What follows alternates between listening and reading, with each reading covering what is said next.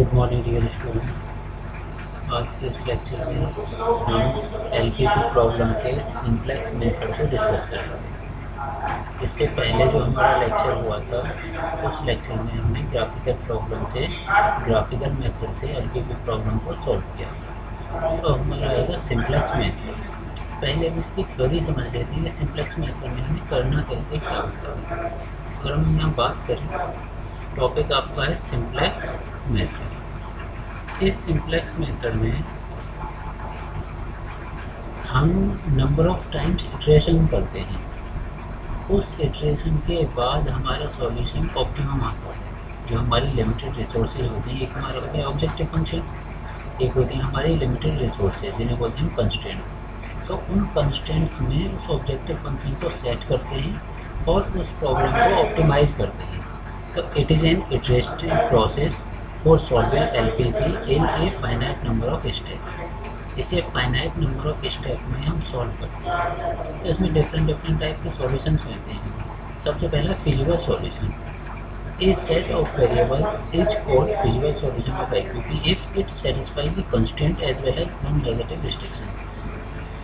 अगर कोई भी सॉल्यूशन, हमने प्रॉब्लम को सॉल्व किया, सॉल्व करने के बाद उसका सॉल्यूशन जनरेट हुआ, अगर कोई भी सॉल्यूशन हमारी प्रॉब्लम के कंस्ट्रेंट को सेटिस्फाई करे और जो हमें नॉन नेगेटिव रिस्ट्रिक्शंस दी हुई हैं x1, x2, x3 या xyz जो भी दी हुई हैं, उन नॉन नेगेटिव रिस्ट्रिक्शंस को सेटिस्फाई करें, तो हम उसे बोलते हैं फिजिबल सॉल्यूशन। एक तरह से हम ये बोल सकते हैं जो इनिशियल सॉल्यूशन आता है जिसमें हमारे कंस्ट्रेंट और नॉन नेगेटिव रिस्ट्रिक्शंस सेटिस्फाई हो जाएं, उसे हम बोलते हैं फिजिबल सॉल्यूशन। उसके बाद होता है basic solution. Solution obtained by setting any n variables equal to 0 and solving the remaining n variable is called basic solution। जो हमारा बेसिक सॉल्यूशन होगा उसमें मल्टीपल वेरिएबल्स होते हैं हमारे पास, जो हम किसी भी न्यूमेरिकल को सॉल्व करते हैं उसमें किसी एक वेरिएबल को 0 पुट करके रिमेनिंग बॉडी वेरिएबल्स के रेस्पेक्ट में जो सॉल्यूशन कैलकुलेट करेंगे वो होगा हमारा बेसिक सॉल्यूशन।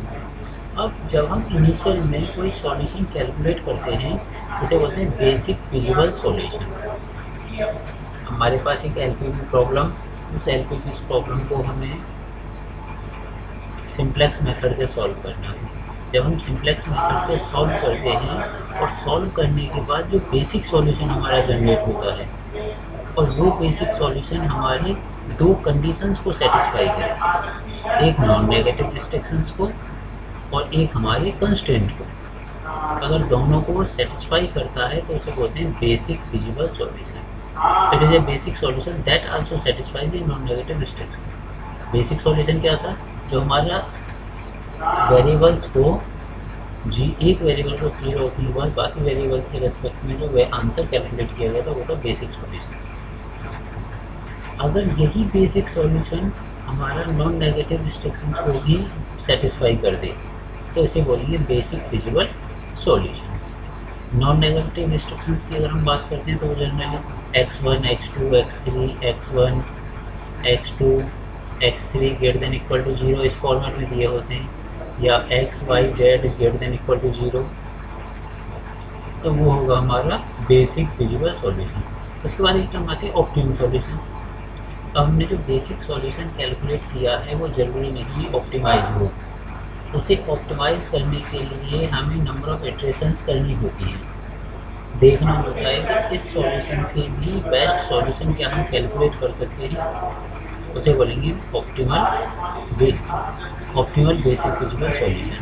मीन्स जो लिमिटेड रिसोर्स का बेस्ट यूटिलाइजेशन करने के बाद हमारे पास जो आंसर आएगा वो होगा हमारे पास ऑप्टिमल सॉल्यूशन। हम ऐसे भी कह सकते हैं कि अगर कोई फंक्शन दिया हुआ मैक्सिमम जेड, उस मैक्सिमम जेड की जो मैक्सिमम से मैक्सिमम वैल्यू पॉसिबल है उसे कैलकुलेट करना हमारा होता है ऑप्टिमम सॉल्यूशन। अब सिंप्लेक्स मेथड से हम किसी भी प्रॉब्लम को सॉल्व कैसे करते हैं? First step, check whether the objective function of the given LPP is to maximise और मिनिमाइज। सबसे पहले चेक करेंगे फंक्शन हमारा मैक्सिमाइजेशन का है और मिनिमाइजेशन का, या तो मैक्सिमाइजेशन का होगा या मिनिमाइजेशन का होगा। If it is to be minimisation then convert it into maximisation problem. अगर हमें न्यूमेरिकल मिनिमाइजेशन का दिया हुआ है तो हम सिर्फ यही लेके चलेंगे कि हमें सभी प्रॉब्लम्स सिर्फ और सिर्फ मैक्सिमाइजेशन से सॉल्व करनी है। हम सॉल्व मिनिमाइजेशन से भी कर सकते हैं, बट हमें एक ही तरीके की प्रॉब्लम सॉल्व करनी है, ये लेके चलनी है। यानी कि सभी मिनिमाइजेशन प्रॉब्लम को हमें मैक्सिमाइजेशन में कन्वर्ट करना है। अब किसी मिनिमम वैल्यू को मैक्सिमम में कन्वर्ट करने के लिए उससे पहले हम माइनस लगा देते हैं। अगर कोई मिनिमम जेड दिया हुआ है तो उसे मैक्सिमाइजेशन करना होगा, तो माइनस मैक्सिमम जेड। सपोज यहाँ दिया हुआ है minimum Z is equal to 3x minus 4y, तो ये प्रॉब्लम हमारी मैक्सिमाइजेशन में कन्वर्ट हो जाएगी। Maximum Z is equal to minus 3x plus 4y, हमने माइनस से इसमें मल्टीप्लाई कर दिया बस। तो हर एक मिनिमाइजेशन की प्रॉब्लम को हमें मैक्सिमाइजेशन करना है। Second step, check whether all BI's are positive. सभी BI, ये जो BI वैल्यू होती है ये हमारा होता है ऑब्जेक्टिव फंक्शन, ये ऑब्जेक्टिव फंक्शन। उसके बाद होते हैं हमारे कंस्ट्रेंट।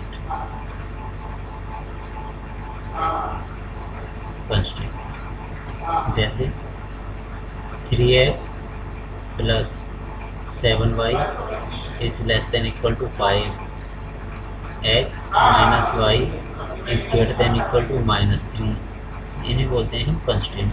और इन कंस्ट्रेंट में जो ये वैल्यूज होती हैं साइन के राइट हैंड साइड वाली, लेस देन इक्वल टू या ग्रेटर देन इक्वल टू के राइट हैंड साइड वाली, इन वैल्यूज को हम बोलते हैं बी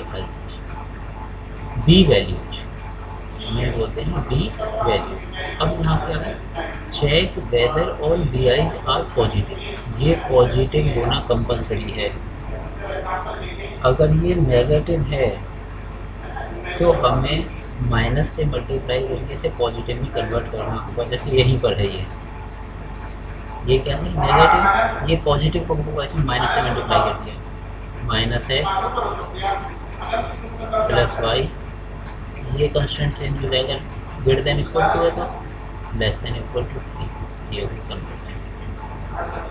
पहली कंडीशन मैक्सिमाइजेशन को मिनिमाइजेशन में कन्वर्ट करना है, सॉरी मिनिमाइजेशन को मैक्सिमाइजेशन में कन्वर्ट करना है। उसके बाद अगर कोई बी वैल्यू नेगेटिव है तो उसे पॉजिटिव में कन्वर्ट करना है, माइनस से मल्टीप्लाई करा के साइन चेंज। उसके बाद inequality constraints convert into equation by introducing slack और सरप्लस वेरिएबल। इससे पहले लेक्चर में हमने slack variable, surplus variable, artificial variable ये पढ़े थे। अब जो हमें इक्वेशंस दी होती हैं ये क्या है, हमारे कंस्ट्रेंट्स। इन कंस्ट्रेंट्स को हमें इक्वेशन में कन्वर्ट करना होगा। इक्वेशन में कन्वर्ट कैसे करेंगे, इसे रफ करता हूँ मैं।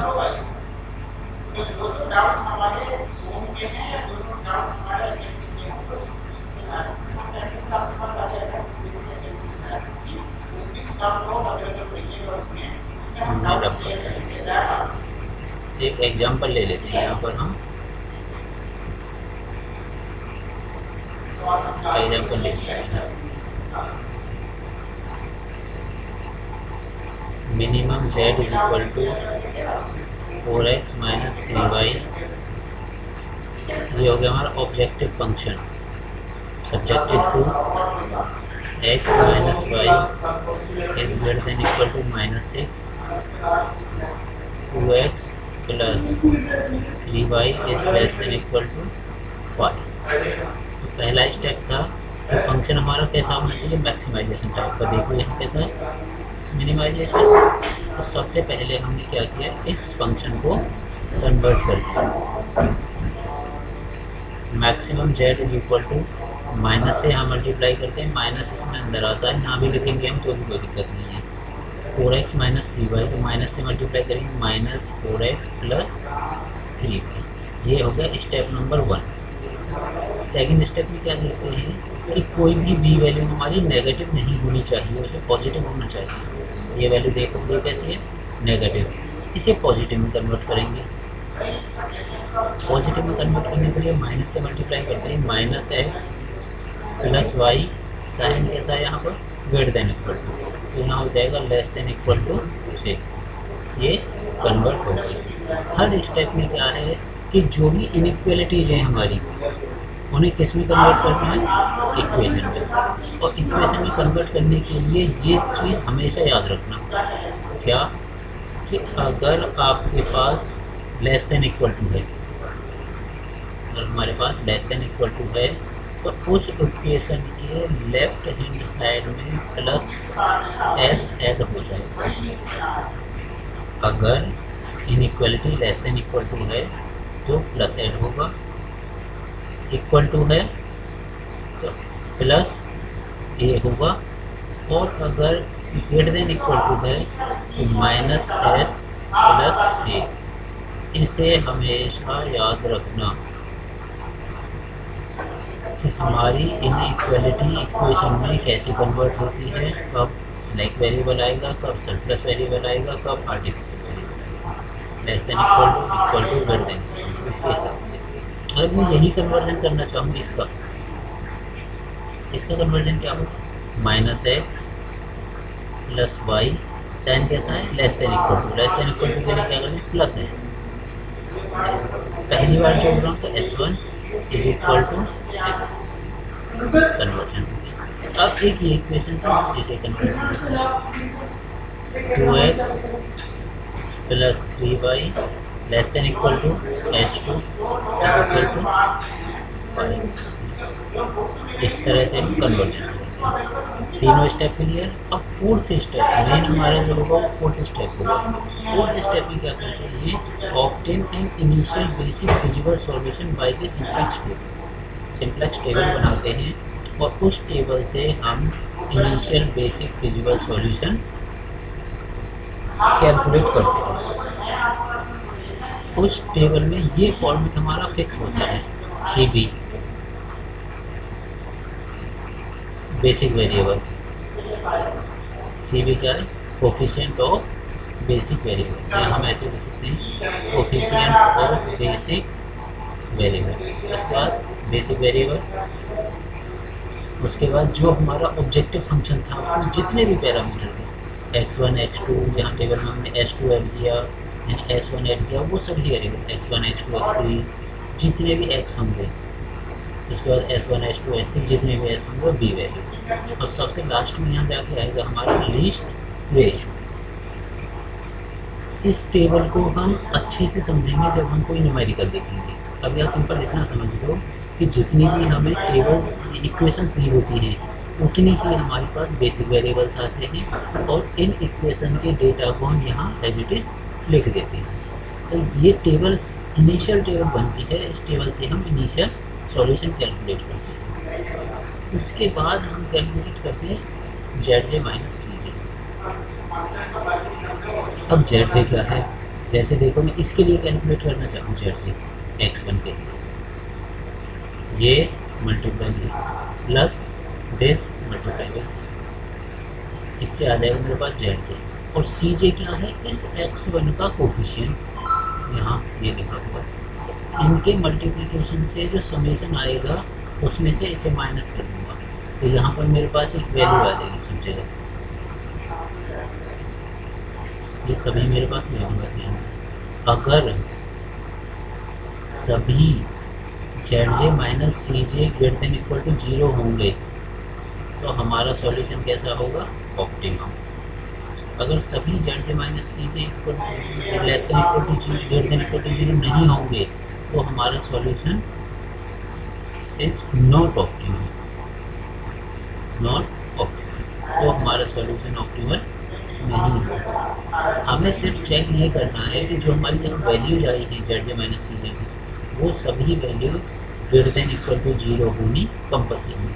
चलो एक टेबल से, यहाँ छोटी सी टेबल से डिस्कस करते हैं इसे।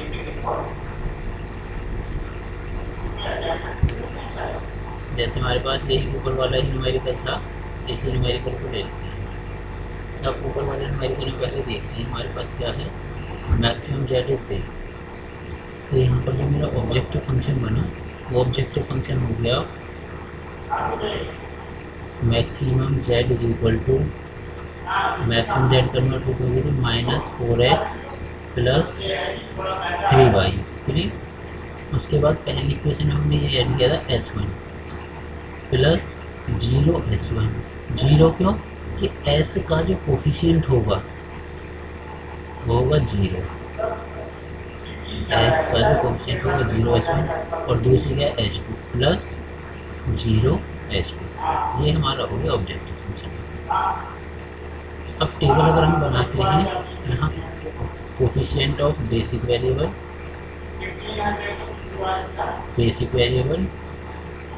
यहाँ से देखो क्या है x, यहाँ और क्या है y,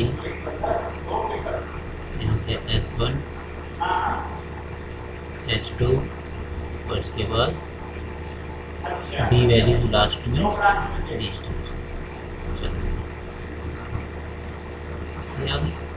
अब इसे जो हम कॉपी करते हैं वो यहाँ से आता है, ये फिक्स होगा coefficient of basic variable fix होगा। उसके बाद x y S1 S2 ये इस ऑब्जेक्टिव फंक्शन की इक्वेशन पर डिपेंडेंट होते हैं कि कितनी हमारे पास इक्वेशन है।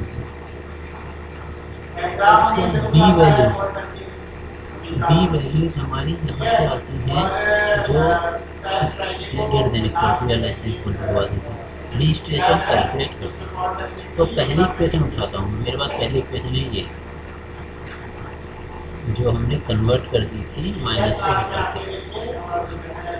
अब इस इक्वेशन की यहाँ से एंट्री करनी स्टार्ट करें। एक्स का वेरिएबल क्या है यहाँ पर देखो, एक्स का कोफिशिएंट -1, एक्स का कोफिशिएंट हो गया -1, वाई का कोफिशिएंट वाई से पहले 1 है +1, S1 का कोफिशिएंट S से पहले 1 है। जब किसी भी पैरामीटर से पहले कोई वैल्यू नहीं होती तो वहाँ माना जाता है कि वो 1 है। S2 इसमें है ही नहीं तो वो 0 हो गया। बी वैल्यूज पहली इक्वेशन होगी,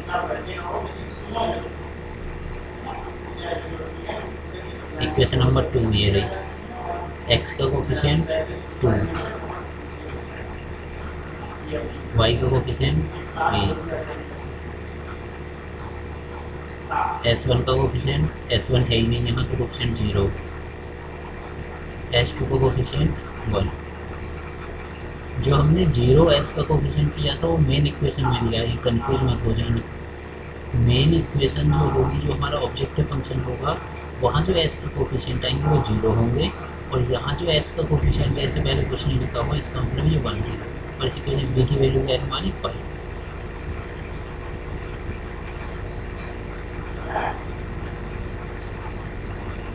ये है हमारी टेबल, सिंप्लेक्स टेबल।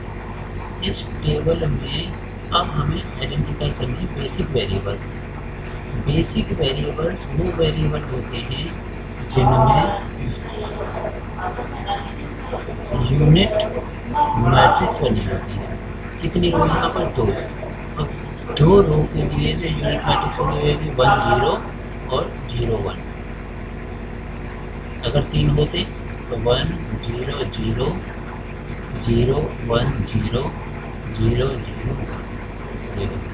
4 होते इसी टाइप से 4 होते। अब ये देखो सबसे पहले ये कहाँ है 1 0, यहाँ भी नहीं है, यहाँ भी नहीं है, 1 0 ये रहा। किसके लिए? S1 के लिए। पहला बेसिक वेरिएबल हो गया S1। अब दूसरा देखो क्या 0 1, 0 1 कहाँ रहा है हमारा S2 के लिए। दूसरा बेसिक वेरिएबल होगा हमारा S2, दोनों बेसिक वेरिएबल आ गए। अब S1 का कोफिशिएंट यहाँ से देखो, S1 का कोफिशिएंट क्या है 0, S2 का कोफिशिएंट 0, दोनों के कोफिशिएंट हो गए हमारे 0। x y S1 S2 इनके कोफिशिएंट, x का कोफिशिएंट यहाँ मेन इक्वेशन से -4,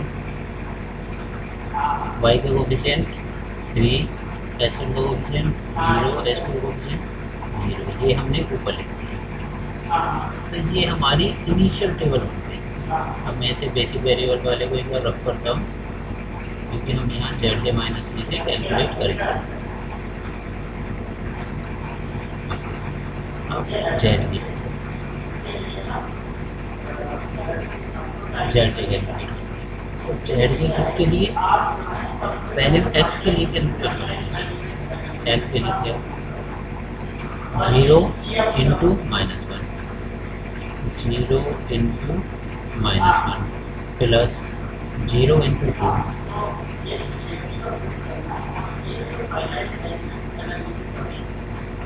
इस जीरो का एक्स वाले कोफिशिएंट में मल्टीप्लाई, इस जीरो का इस मल्टीप्लाई कोफिशिएंट में मल्टीप्लाई, तो एक ओवरऑल आ गया 0। उसके बाद कैलकुलेट करना है हमें जेड जे माइनस सी जे। जेड जे की वैल्यू कितनी है हमारे पास 0, और एक्स के लिए सी जे की वैल्यू क्या है सी जे -4, तो 0 - -4, 0 - -4, ये आ गया 4। एक्स के लिए जेड जे माइनस सी जे हो गया 4। क्लियर। अब वाई के लिए देखो एक बार, 0 × वाई का कोफिशिएंट 1 प्लस 0 × वाई का कोफिशिएंट 3। ये था एक्स के लिए। वाई के लिए देखिए जेड जे 0 × 1 प्लस 0 × 3, ये हो गया 0।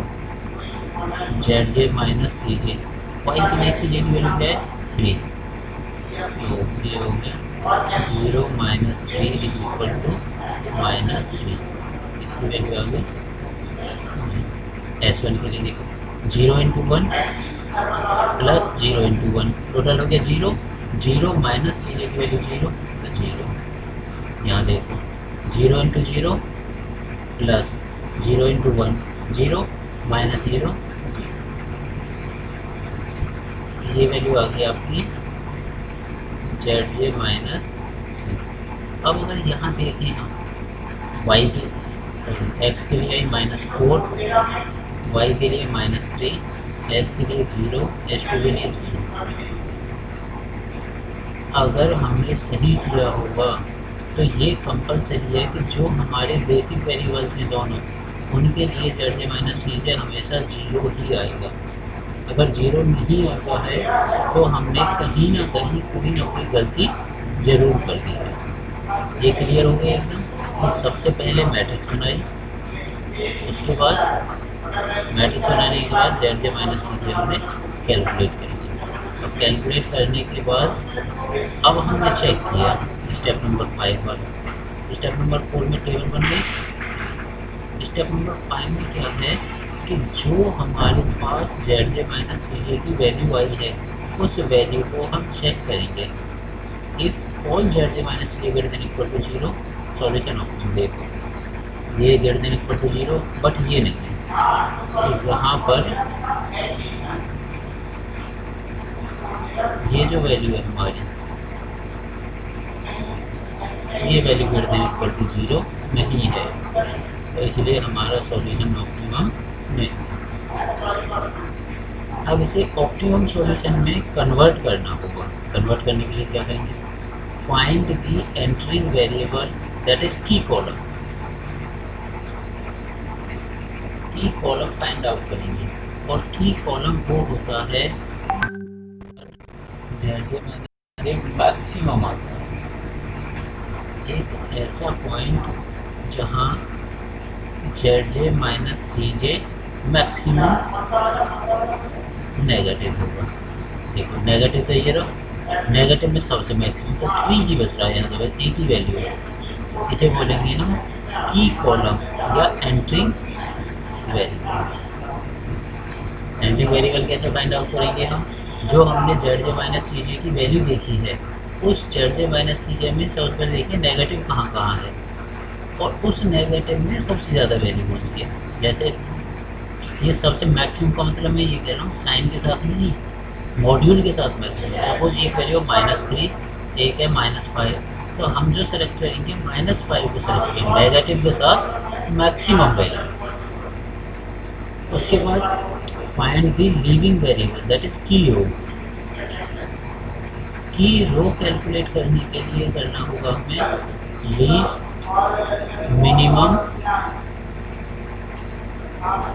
Minimum value of least ratio. Least ratio में जो सबसे मिनिमम वैल्यू आएगी वो कैलकुलेट करेंगे। तो सबसे पहले लीस्ट वैल्यू कैलकुलेट करनी होगी। एंट्रिंग वेरिएबल आगे मेरा ये आया एंट्रिंग वेरिएबल। अब लीस्ट रेशो कैलकुलेट करने के लिए क्या करते हैं हम, least ratio is equal to B values divide by coefficient of entering variable. B value कितनी है यहाँ पर 6 divide by entering variable coefficient क्या 1 इज इक्वल टू 6। इसका least ratio B value 5 divide by entering variable 3 तो 1.16। अब इन दोनों में से जो मिनिमम होगा उसे सेलेक्ट करेंगे। अब मिनिमम देखो क्या है, मिनिमम 6 1.67 ये मिनिमम है, तो हमने इसे सेलेक्ट कर दिया।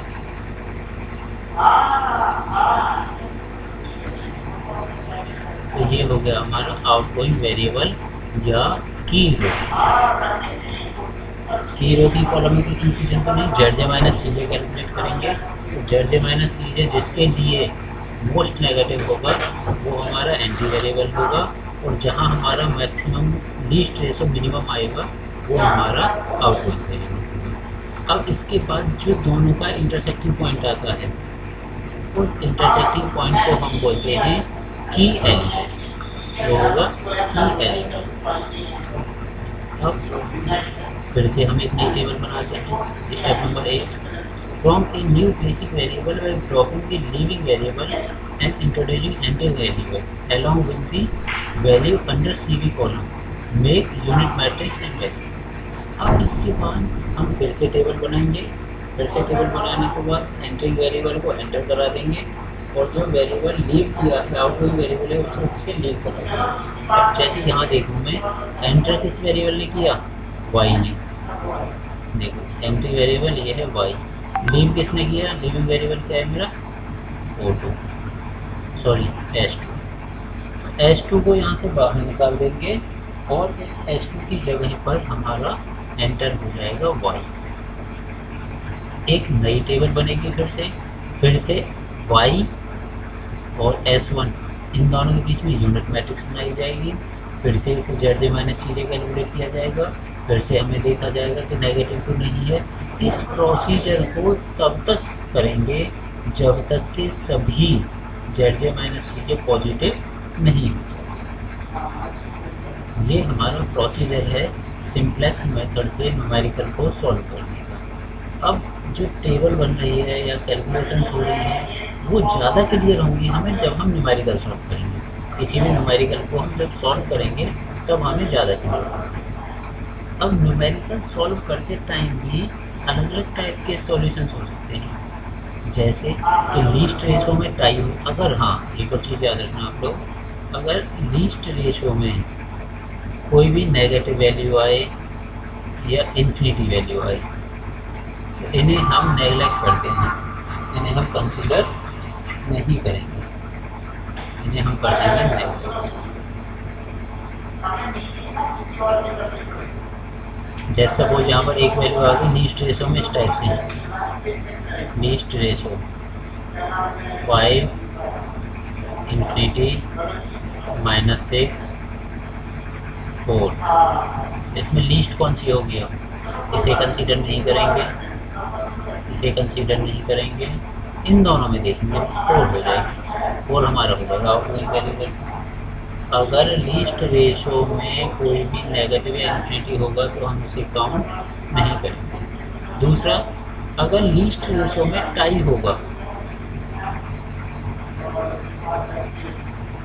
अगर लीस्ट रेशो में टाई होगा तो उस पर्टिकुलर प्रॉब्लम को हम बोलते हैं डीजनरेसी, डीजनरेसी इन LPP। जैसे सपोज लीस्ट रेशो यहाँ भी 4 और यहाँ भी 4, ये आ गया। इसमें हमेशा याद रखना जो डाउनवर्ड वाला होगा वो आउटगोइंग वेरिएबल होगा, आउटगोइंग वेरिएबल होगा। सपोज लीस्ट रेशो में आया लीस्ट रेशो 3 2 3, तो इसमें डाउनवर्ड कौन सा है, ये वाला ये हमारा हो जाएगा आउटगोइंग वैल्यू। तो दोनों कंडीशन याद रखना, अगर नेगेटिव आता है या इन्फिनिटी आता है उसे हम कंसीडर नहीं करते। अगर लीस्ट केसों में टाई हो जाता है तो हम जो नीचे वाली वैल्यू होगी उसे कंसीडर करते हैं एज ए आउटगोइंग वेरिएबल। और इस मैट्रिक्स को हम तब तक रिपीट करते हैं जब तक कि हमारे पास सभी ZJ minus CJ greater than equal to 0 नहीं आ जाते। जब हमारे पास सभी ZJ minus CJ greater than equal to 0 आ जाएंगे, उस केस में जो हमारे बेसिक वेरिएबल हैं उनके रेस्पेक्ट में यहाँ जो वैल्यू होगी उन वैल्यूज़ को हम ऑब्जेक्टिव फंक्शन में रखेंगे और अपना आंसर कैलकुलेट करेंगे। अच्छे से समझने के लिए हम अगले लेक्चर में एक न्यूमेरिकल सॉल्व करेंगे सिंप्लेक्स मेथड से रिलेटेड, उसमें सारी चीज़ें एकदम क्लियर हो